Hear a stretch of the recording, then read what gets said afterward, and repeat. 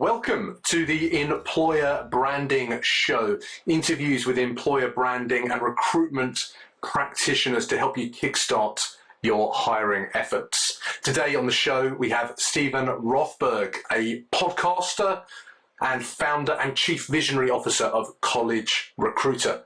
They're a niche job board for students and recent graduates around the world. Stephen, great to have you on the Employer Branding Show. It is great to be here with you today, James. Thanks for having me. Stephen, for those people who don't know who you are, do you want to do a bit more of an intro, fill in some of the blanks? Sure. So I grew up in Winnipeg, Canada, smack dab in the middle. It's the coldest city in the world that has more than 500,000 people living in it. So when I discovered that at the age of about 13, I decided I was moving. And one of my favorite jokes is that I'm probably the only person who has ever lived in the state of Minnesota to have moved here for the weather. And anybody who's ever been to Minnesota in January where it's minus 20 understands exactly, well, they understand how cold it can be. They don't understand the moving here for the weather part of it. But yeah, like you said, I'm a podcast host. I'm rolling out now the podcast called the High Volume Hiring Podcast, mostly for Fortune 1000 companies, government agencies, and other employers that are hiring at scale. And for about a year, I've been the co-host of a podcast called The Job Board Geek with Jeff Dickey Chasen's The Job Board Doctor. And on that podcast, we talk about the business of job boards and recruitment marketplaces. In my day job, when I'm actually earning a living, I'm the founder of College Recruiter, like you said, a niche job board. We help about 7 million students and recent grads a year find employment. We're global. Employers advertise their job openings with us, and the students and recent grads typically find a posting on our site, just like they would on, say, Indeed or LinkedIn. And then they go over to the employer's site to apply. Is the typical path. Fantastic. And are you finding that day job is busy at the moment? Are numbers high? What's going on? That general question of what's the recruitment market like for you at the moment? Yeah, like a lot of job boards, when COVID really hit, and we're located in the U.S., we have a few employees abroad, but when COVID really hit in the spring of 2020, we had about 2 months where we were totally fine because we've been a fully remote company since 1997. Mm-hmm. So we didn't have that disruption of people having to get their laptops or computers and go home and get internet access and find a chair that wasn't going to kill their back. And it's hard to remember, but that was only a couple of years ago where people were just, I've got no place to work, or I'm going to be in my infant's bedroom and I can try to work around her nap time, or whatever. There was a lot of that. We didn't have that, but most of our customers did. And so there was a huge disruption for a couple of months. But then by June of 2020 and since then, our revenues have been up 30 to 50% a year over year. Right. We're growing really profitably. We've doubled headcount in the last year. And so, yeah, we're really busy. Fortunately, and I wouldn't call it like looking into a crystal ball or being brilliant or anything like that. It was kind of happenstance. But fortunately, our business before COVID had morphed, or definitely not a pivot, but we had evolved into a product that we call Jobs at Scale. It's a job posting product. It's subscription-based. And so we continue, if an employer signs up with us, they might say, run all of our internships or run all of the jobs that are customer service related or any job that requires 0 to 3 years experience. And they'll give us a fee to their jobs, or we'll take them from their website or whatever. That's all automated. And that runs month after month after month until the employer tells us to stop. So for a lot of job boards and others in the industry, RPOs, recruitment advertising agencies, whatever, they were having to call up their customers every month and basically say, do you want to renew? Do you want to renew? Do you want to renew? And a no or a no response is the same as a no. And so a lot of job boards almost overnight lost literally 70% of their business. We were down about 30% for a couple of months, and we're about double what we were before COVID hit. So I think it's a lesson in marketing and sales that you really, really want to try hard to make it as easy for your customers as possible to say yes, or at least not have to say no. That's a really nice way of looking at it. The way that you're interacting with those clients there, is it purely, here's the jobs, pump the feed through, or do you get involved in consultancy work with them about, particularly on those kind of early years hiring work that you're doing, which I know is quite different to the rest of the market?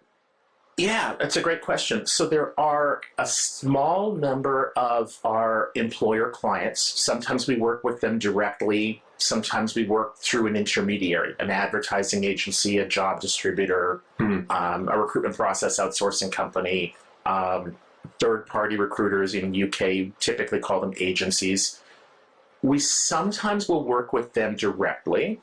When we do, almost always there's going to be a conversation around, are we targeting the right people?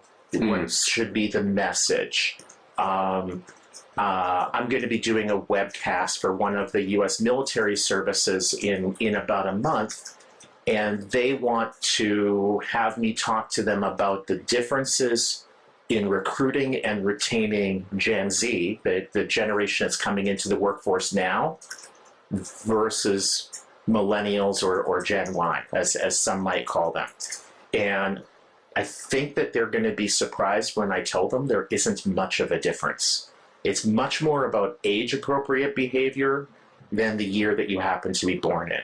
When I was 21, I did things that are a lot more similar to what Gen Zers do now than I do at the age of 56. And it's not because I was born in 1966, it's because I was 21.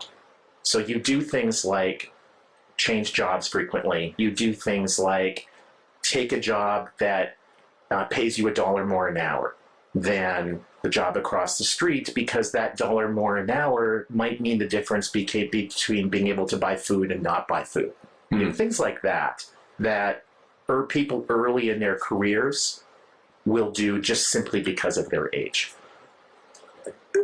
Saying that, though, do you not think that there is on the messaging side, so people's behaviours might not have changed, but the way that people disseminate information has certainly evolved in the period of time?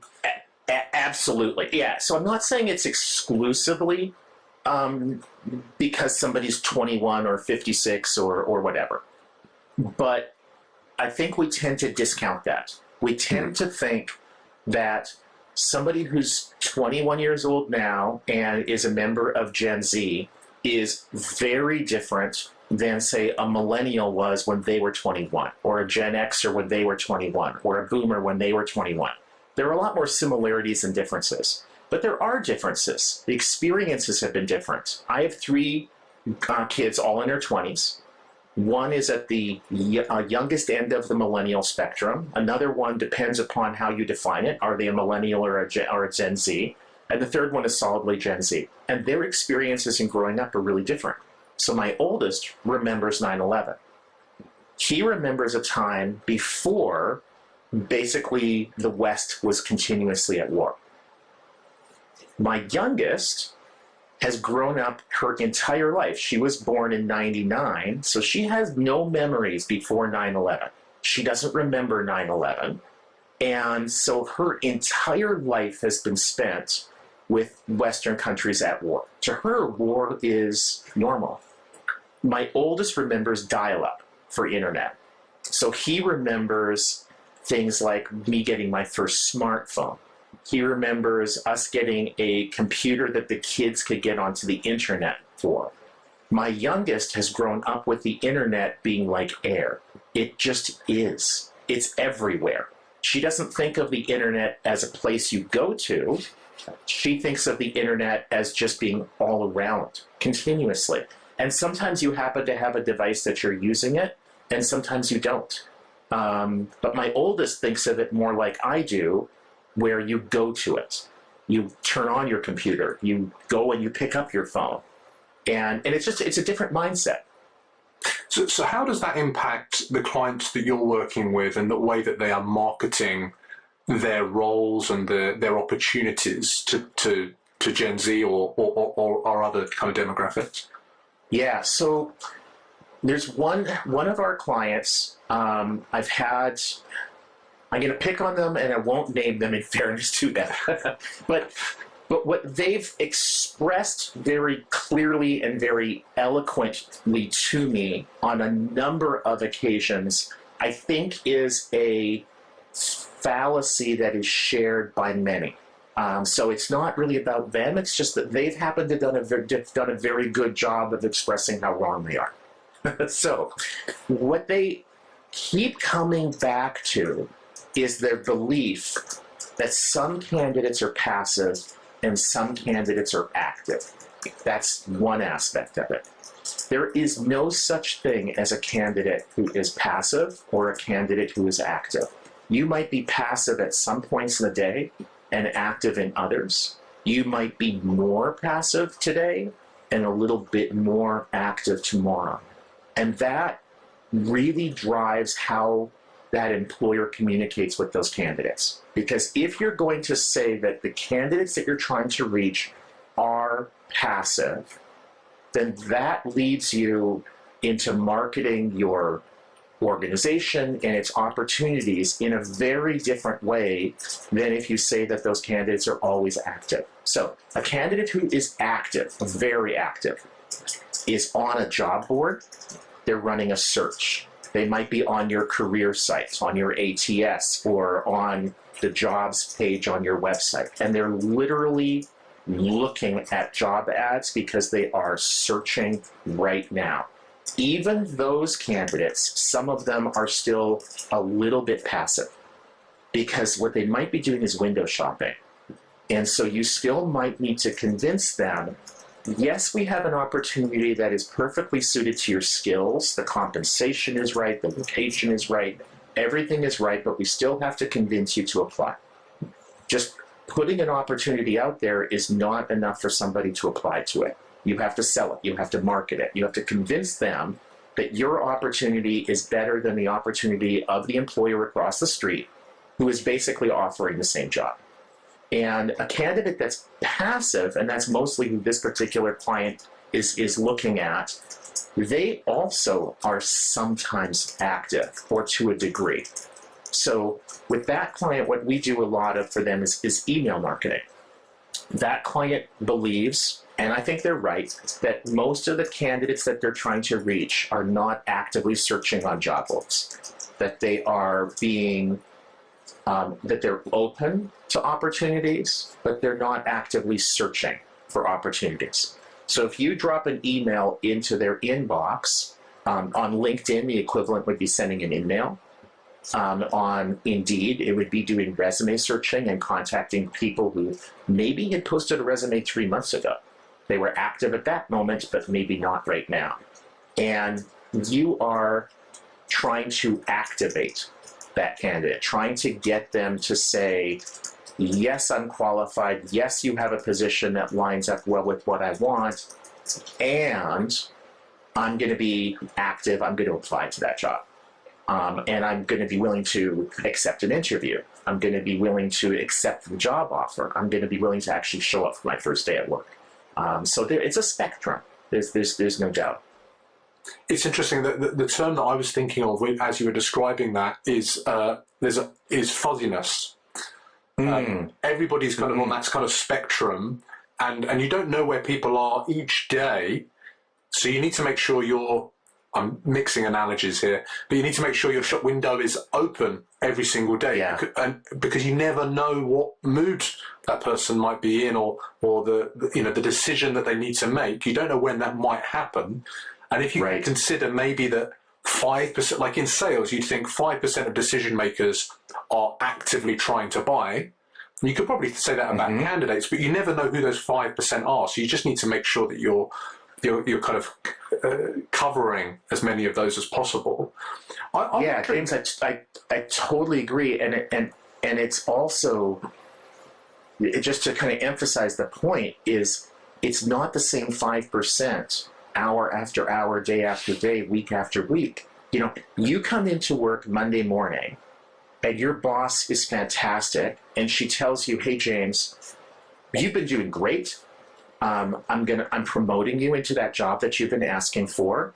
You're getting a 15% raise retroactive to your last paycheck and an extra week of leave, vacation, call it what you will, depends on the country, right? You're not going to be actively looking for a new job, right? That same boss comes up to you Tuesday and irrationally says, James, I can't believe that I promoted you into that job. You are a total freaking idiot. You know what? You're on probation. You screw up one more time and you are out of here. And I'm not going to write you a letter of reference. I'm going to terminate you for cause. I'm going to make your life miserable. I'm not only that, I'm going to come to your house and I'm going to pick up your puppy and I'm going to take them to the pound. You know, whatever. They're just awful. At that moment in time on Tuesday, you're pretty active. It's same boss, same candidate or employee, same job. It's very often how you're treated at that moment in time. Great analogy, and I've certainly experienced bosses that flip day to day, so I can empathize with that scenario. Okay, so what? How? Yeah. One of the things that we're trying to do with the employer branding show is show people or give people kind of practical advice that they can use in their startup, or if they're just starting to think about employer branding as a talent acquisition partner, for example. And I'm just wondering, how would you apply what you're thinking there to someone that's just getting started on this journey?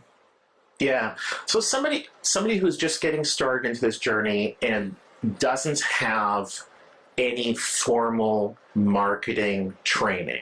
The first thing I would tell them to do is to get formal marketing training. Employment branding is branding. It's part of marketing. And what you're marketing is an employment opportunity. You're trying to position your organization, what it is that you do, who you serve, why people should care about your mission working at your organization, aside from the particular opportunity. Do I want to support this effort? Do I want to be involved in this? Do I want to go to that office in person, remotely, whatever? But is this a group of people that I want to be spending a third of my day with, probably 5 days a week? And not just the people, but the products you produce, the customers you serve, the markets you're in, how you price it, how you deliver it. Is that something I want to be a part of? That's, to me, employment branding. And once you've convinced somebody that this is something that they want to be a part of, now I think it's easy to say, and here's the opportunity that we have that lines up with your skill set, with what you're good at, what you're interested in, what you value, the compensation needs that you have, etc. So I think a big mistake that a lot of people make that are sort of new to employment branding is that they confuse the marketing of the specific opportunity with the marketing of the organization. Now, years ago, I think Abraham Lincoln was still president. I worked for a global company called Honeywell. What Honeywell's best known for are thermostats. But we did a whole bunch of other things too. We made some pretty frightening weapons that were actually used by Iraq when the U.S. invaded, and a whole bunch of other stuff that thankfully I didn't have access to because most of it was classified. But one of the things that I learned at Honeywell, is an 80,000 person organization, is that every single department had a different employment brand. And we didn't talk about it in that language, but that's what it was. So I worked in a basically it was like a small law firm. I'm a fully recovered lawyer, or my wife would dispute the fully part of it. But I worked in an office of, they were 8 attorneys and law clerks. I was a law clerk. I was a law student. And there was something, I think it was 6 or 7 support staff. So they were, call it 15 of us. We functioned hour after hour, day after day as an organization of 15 people. And the way that we functioned, the culture, the policies about flexible work, can you work from home, can you flex your hours, can you take Friday off if you've got something big going on, all of that was completely different than the office right next door to us. The office right next door to us was what was at that time called the Affirmative Action Office. Now it's probably called like Diversity and Inclusion, or something along those lines. That office was as buttoned down, as formal and as uptight as you can imagine. Our office was much more about, did you get your work done? I don't care how many hours you're here. I don't care what you wear. I don't care if you're flexing time. I don't care if you want to take Friday off. This is what I need you to do by this date. You get it done. We're cool. So really different culture, which then reflects on the brand.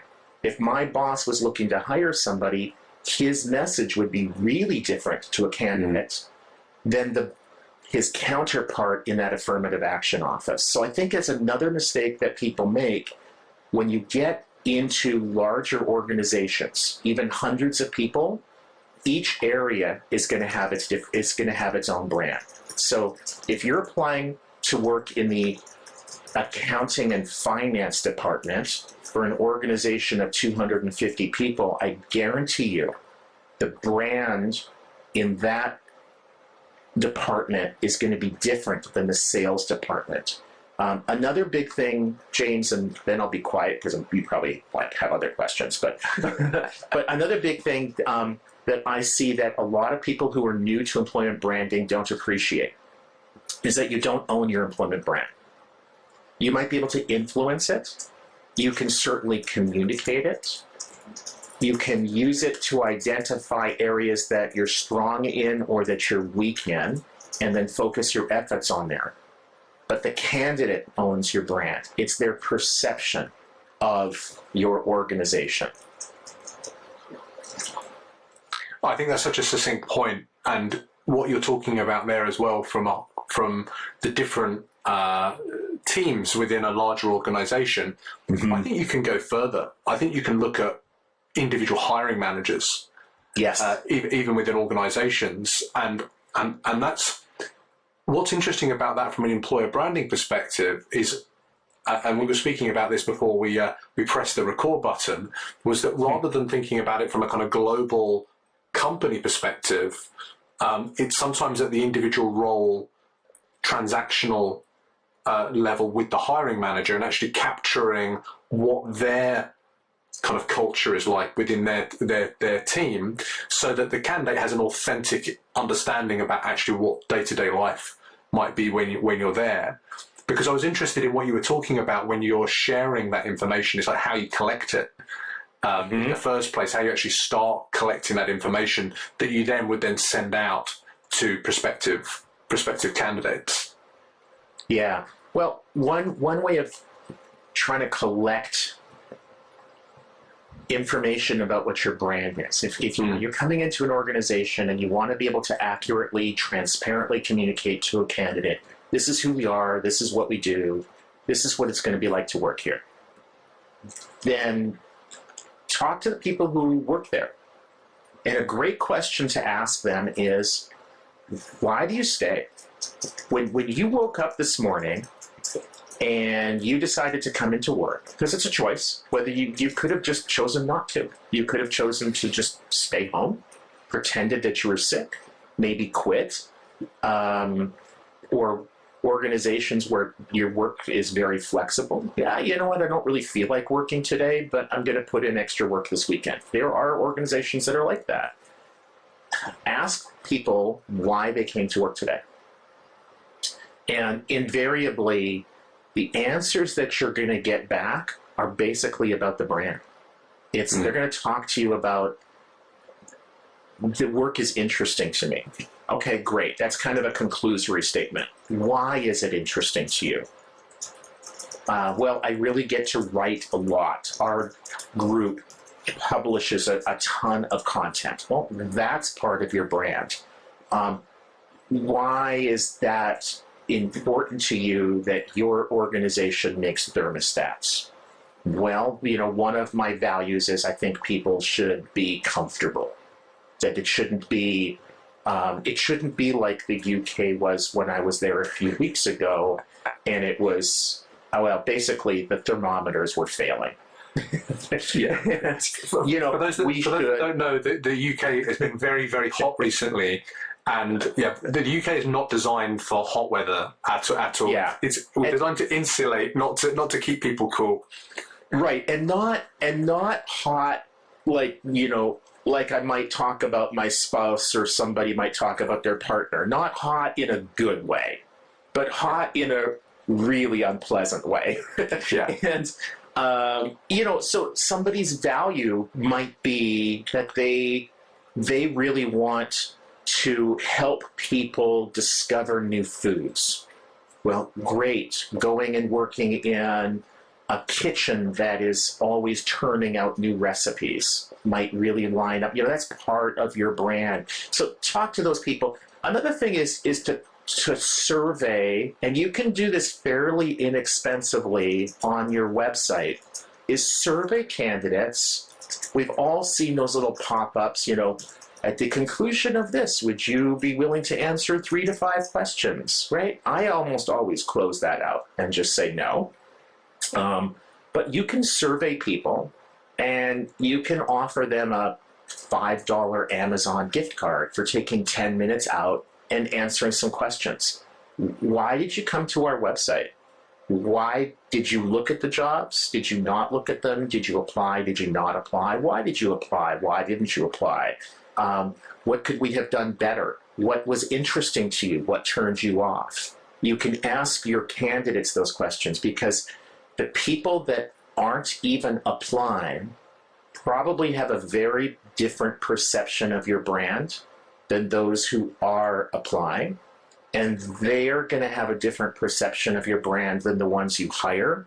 Mm-hmm. And they're going to have a different perception of your brand than the ones who have been with you for 3 years. And as important as it is to keep those people who have been with you for 3 years, and it is, because they're the ones who are driving your productivity, if you only have those people and you don't bring in new people, then you are just going to atrophy. And you're just going to shed headcount, and eventually you're going to go out of business.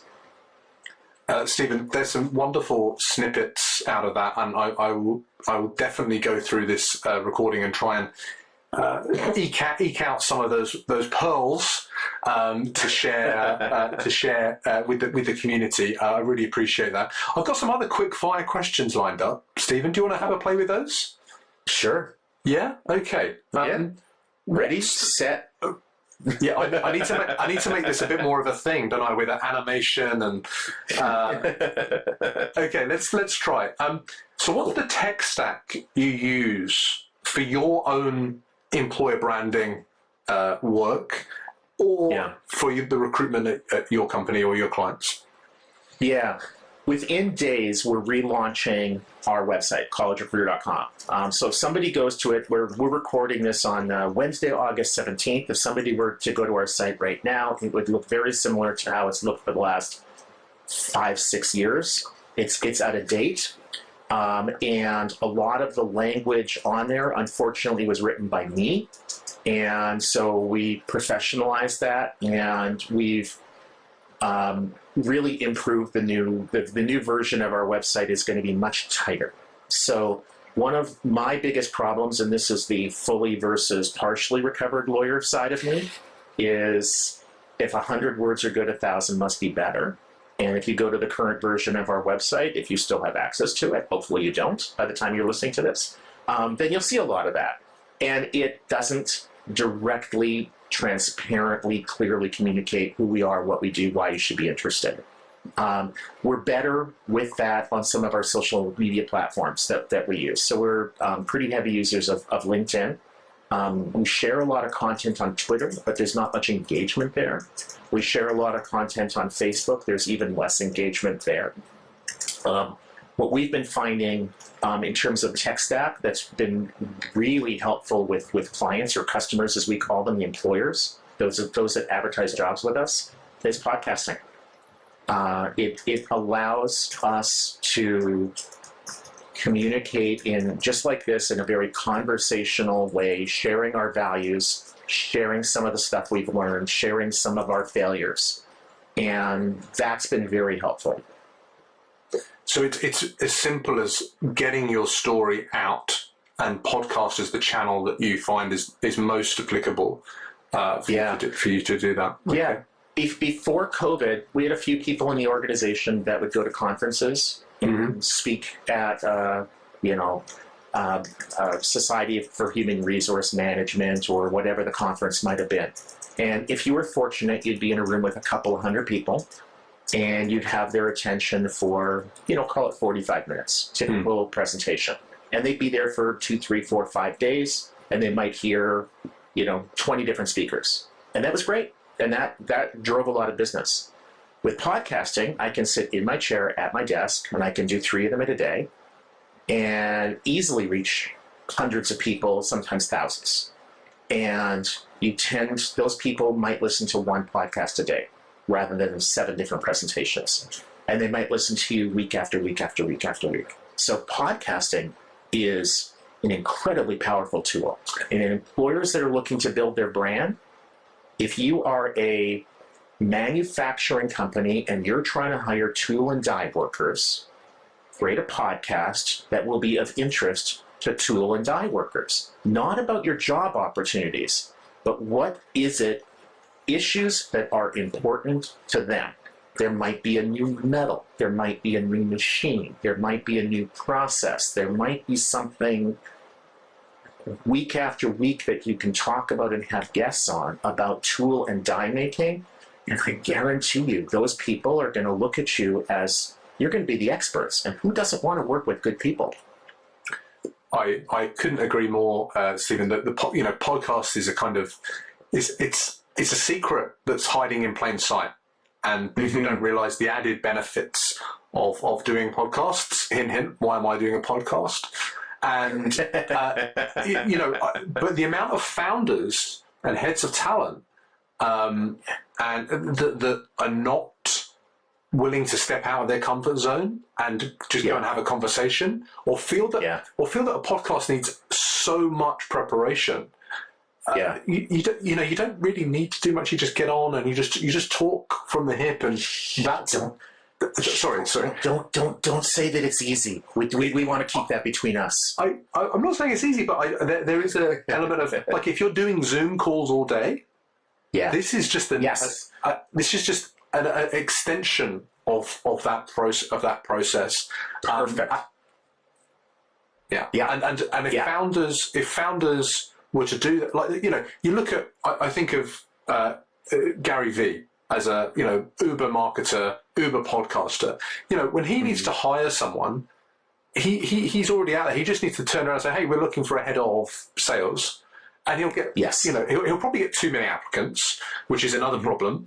But he's already got, the branding is already done. You don't need to overthink it. I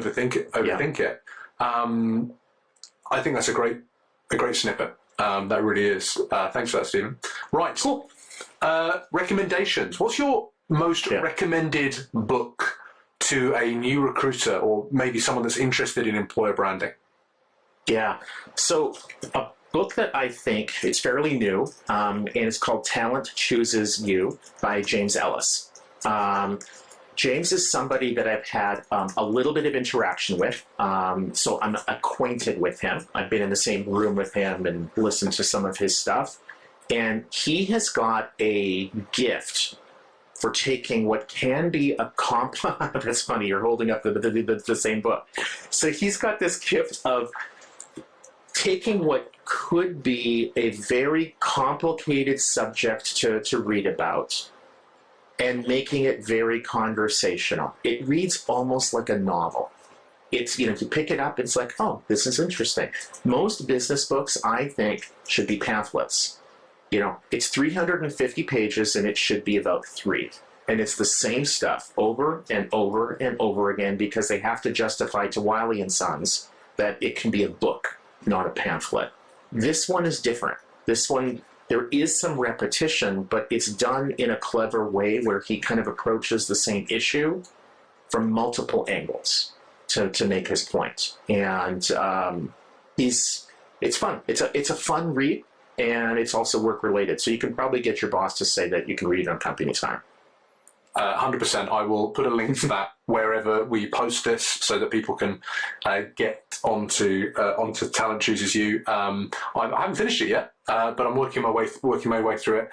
We go to the same barbers, James and I. It's obviously something about employer branding and bald people called James. Well, and I'm follically challenged also now, so so I share your pain. I've embraced it. I've just embraced it. That's all. Awesome, Stephen. Last question. Who's an up and comer in recruitment or employer branding that you think we should keep an eye on for their future career? So keep an eye on, but do not attempt to hire, or I will seek you out and I will take your puppy and make your life miserable. But the person that I have been the most impressed with over the last, it's probably been 8-10 months now, is Brad Boggs. Brad was the president. He was basically running diversityjobs.com. Some people know them as LAPRO. It was a diversity job search site. They were acquired a couple of years ago by a company called Circa, CIRCA. Brad went over to Circa and ran the job board business for Circa. And then we poached him. When he was about 7-8 months into that job, and we were looking for a new chief operating officer, my wife, she and I own College Recruiter, she and I sat down and we created a very short list of people who we thought would be well suited to being our next COO. And Brad's name was at the top of the list. So we had worked with him a little bit. I knew his reputation, and I thought he would be awesome. I was so wrong. He's been so much better. So we actually just promoted him from COO to president. So our leaders now report to him. And we tease him that he is the Ted Lasso of College Recruiter. What makes him the Ted Lasso? He is upbeat and positive. The expression, turning lemons into lemonade? Sure. He only does that 100 times a day. You'll come to him with a problem. It's like, I really messed up with this or blah, blah, blah. And he'll be like, okay, I get it. That's cool. So what if we do A, B, and C to fix that? And, oh, by the way, okay, that cost the company a couple $1,000s. But on the other hand, look at what we've learned from that.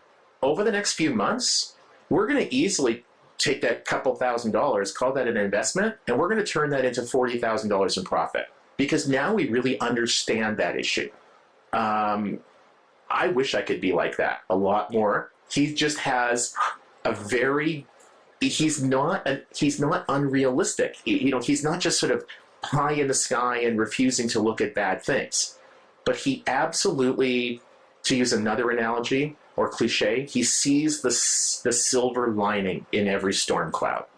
And he can see past the problem that you're having today and the opportunity that it creates over the coming weeks and months.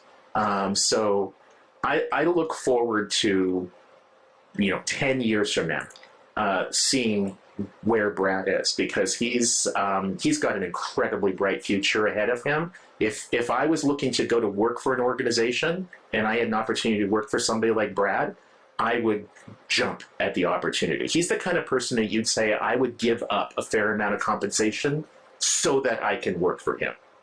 He's that kind of person. And no, we don't do that. But that's what I do. I would be willing to trade off comp to work for a boss like him. Wow, that's what a resounding endorsement, and also very meta. Anybody listening to this, that's employer branding. Who wouldn't want to jump on a call with Brad and have a conversation if there was a role on offer there. That's been fantastic. Stephen, thank you ever so much for joining us today on the Employer Branding Show. Before we wrap up, where can people find you online? What's the best way of interacting with you?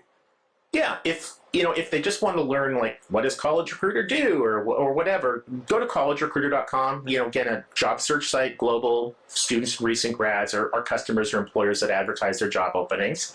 If they want to reach out to me specifically, and probably a fair number of your guests are leery of doing this, shoot me an email, Steven, Steven, at collegerecruiter.com. James, it has been a real pleasure talking to you. Stephen, thanks for joining us. Appreciate it.